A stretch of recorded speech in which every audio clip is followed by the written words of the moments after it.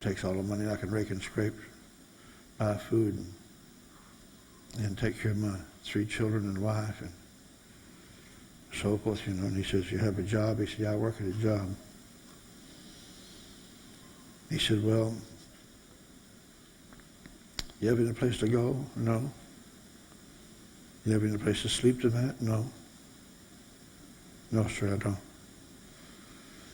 He said, okay. He said, now they don't even belong to his church. He don't even know them. Okay, he said, I'll get you a hotel room with 2 double beds. Can your little children sleep in one bed? He said, oh yeah, we can make that do just fine. And one of them can sleep with me and my wife if they need to, the little ones. He said, okay, I'll bring you about 2 electric frying pans. He'd asked the wife, he says, can you get by with that? She said, yes. He said, well, I'll bring you some food so you can cook it, and I'll bring you food for about 3 weeks, 2 or 3 weeks. And he says, you have to cook it in the electric frying pans in the hotel room. In the motel room, he said, I'll pay for your hotel bill, and I'll bring you the food. He said, at the end of 3 weeks, I'll have you a house, furnished full of furniture, full of food, and it'll all be paid for except the house.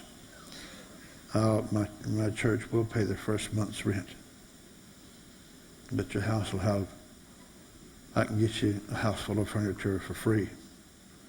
I know how to do it. Now that last statement I made to you is just like, it's more precious to you than gold.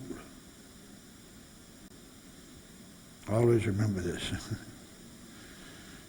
You can't do anything unless you know how to do it.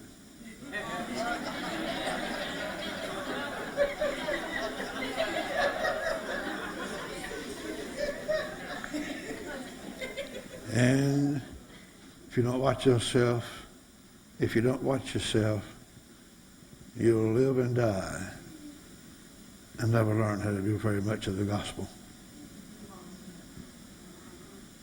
to please the Lord. Now, coming to church pleases the Lord because you can increase your knowledge. Dr. Harfuse and his wife and visiting ministers can help increase your knowledge about how you can please the Lord and how you can get the eyes of God to never depart from you. But there's 2 kinds of people that God don't bless. That's stingy people and lazy people.